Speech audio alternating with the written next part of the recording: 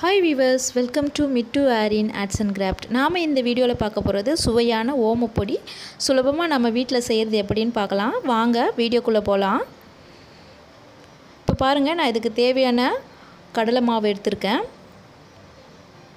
நாம இது கூட அரிசி மாவும் ஆட் பண்ண போறோம்.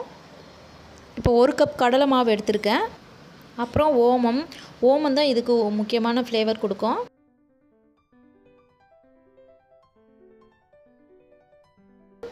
ஒரு 2 டேபிள் ஸ்பூன் அளவுக்கு ஓமம் போட்டு இதில் தண்ணி விட்டு ஊற வச்சுருக்கேன். ஒரு 1/4 ஹவர் இது ஊறி இருக்குது. நல்லா ஊறி 1/4 ஹவர் இல்லை 20 நிமிஷம் கூட ஊறலாம். ஊறி இது நல்லா வந்துடுச்சு. இப்போ இதை என்ன பண்ணலாம், நம்ம ஃபில்டர் பண்ணி எடுத்துக்கலாம். இப்போ பாருங்கள், இந்த தண்ணி கலர் சேஞ்ச் ஆகிருக்கு பாருங்கள். நல்லா இது இந்த அதில் சாறு இறங்கியிருக்கு. இப்போ பாருங்கள், இது ரெடியாக இருக்குது. இதை ஃபில்டர் பண்ணி எடுத்துக்கிட்டேன்.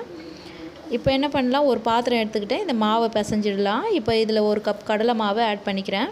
கடலை மாவு 1 கப் ஃபுல்லாக எடுத்திருக்கேன். இப்போது இது கூட அரிசி மாவு ஆட் பண்ண போகிறோம். அரிசி மாவு நிறைய போடக்கூடாது. 1 கப் கடலை மாவுக்கு 1/4 கப்புக்கும் கம்மியாக தான் நம்ம அரிசி மாவு ஆட் பண்ணணும். ஏன்னா நிறைய ஆட் பண்ணிட்டா கடுகடுன்னு இருக்கும் ஓமப்பொடி.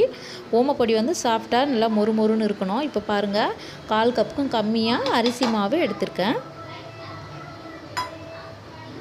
இது கூட நம்ம இப்போ ஒரு 1/4 ஸ்பூன் மஞ்சள் பொடி எடுத்துக்கிறோம் கலருக்காக வேண்டி. அதுக்கப்புறம் ஒரு 1/4 ஸ்பூன் வெறும் மிளகாய் பொடி எடுத்துக்கலாம்.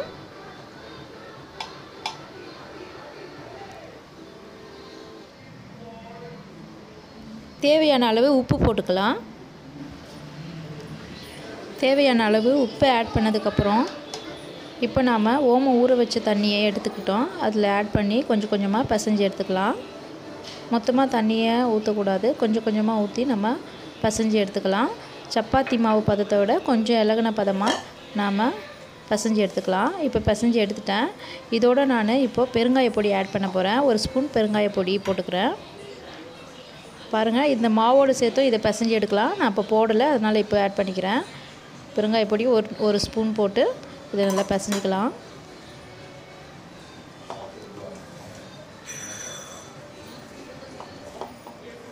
இப்போ பாருங்கள், இப்போ மாவு பிசைஞ்சு ரெடியாக இருக்குது.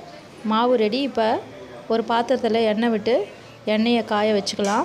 எண்ணெய் காஞ்சின்னு இருக்கும்போது நம்ம என்ன பண்ணலாம், முறுக்கு குழவி எடுத்து இப்போ பாருங்கள் எண்ணெய் பூசி நான் அதில் மாவு போட்டிருக்கேன். அதில் அச்சு பாருங்கள், ஓமப்பொடி அச்சு போட்டு மாவு போட்டிருக்கேன். இப்போ பாருங்கள், இதில் எண்ணெய் பூசிக்கலாம். அப்போ தான் நம்ம புழியறதுக்கு கொஞ்சம் ஈஸியாக இருக்கும். அதனால் நான் இதில் எண்ணெய் பூசிக்கிறேன். ஏற்கனவே இதில் எண்ணெய் போட்டு நான் இந்த மாவு போட்டு வச்சுருக்கேன். இப்போ வாங்க இதை புழிஞ்சு எடுக்கலாம். எண்ணெய் சூடாக இருக்குது. இப்போ நம்ம ஸ்டவ்வு சிம் பண்ணிவிட்டு இதை புழியலாம். புழியும் போது கொஞ்சம் பார்த்து புழிஞ்சு எடுத்துக்கோங்க.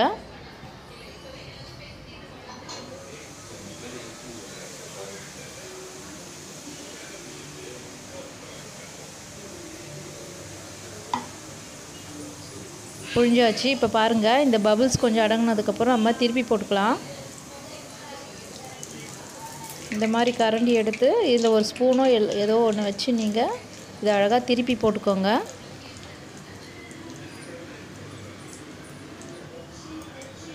பபிள்ஸ் அடங்கினோடனே இதை எடுத்துடலாம். ரொம்ப நேரம் விட்டால் இது கருகிடும். கடலை மாவுன்றதுனால உடனே நம்ம இதை எடுத்துடலாம். இப்போ பாருங்கள், போட்டு எடுத்தாச்சு. நல்லா வந்திருக்கு. இப்போ அடுத்தது புழிஞ்சு விட்டுக்கலாம்.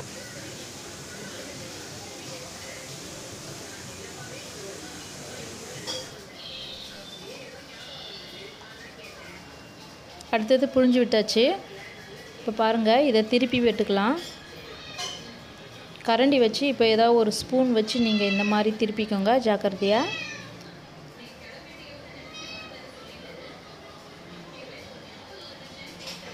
திருப்பி விட்டு இந்த பபிள்ஸ் அடங்கினதுக்கப்புறம் நம்ம இதை எடுத்துடலாம்.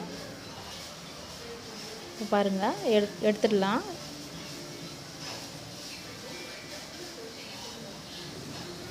நல்லா பொரிஞ்சு வந்துருச்சு. இதையும் எடுத்துடலாம். அப்புறம் இருக்கிற மாவையும் நம்ம புழிஞ்சு விட்டு எடுத்துக்கலாம்.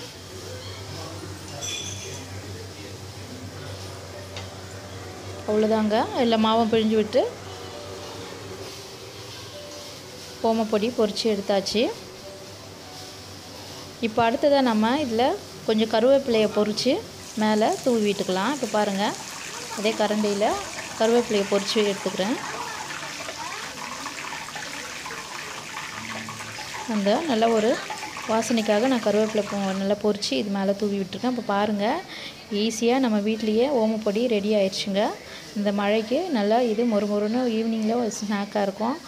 பசங்களும் நல்லா விரும்பி சாப்பிடுவாங்க. நம்ம கடையில் வாங்கி சாப்பிட்றத விட வீட்டில் இந்த மாதிரி ஹெல்த்தியாக நம்ம வீட்டில் உள்ள பொருளை வச்சு கடலை மாவு அரிசி மாவு இருந்தால் போதும். இதை நம்ம வீட்லேயே ஈஸியாக ரெடி பண்ணிடலாம். இப்போ பாருங்கள், ஒரு ஹெல்த்தியான மொறு டேஸ்டான ஓமப்பொடி ரெடி. இந்த வீடியோ உங்களுக்கு பிடிச்சிருக்கும்னு நினைக்கிறேன். பிடிச்சிருந்தா லைக் பண்ணுங்கள். நீங்களும் இந்த மாதிரி நீங்கள் வீட்டில் ட்ரை பண்ணி பாருங்கள், நல்லாயிருக்கும். நெக்ஸ்ட் வீடியோவில் பார்க்கலாம். Bye bye.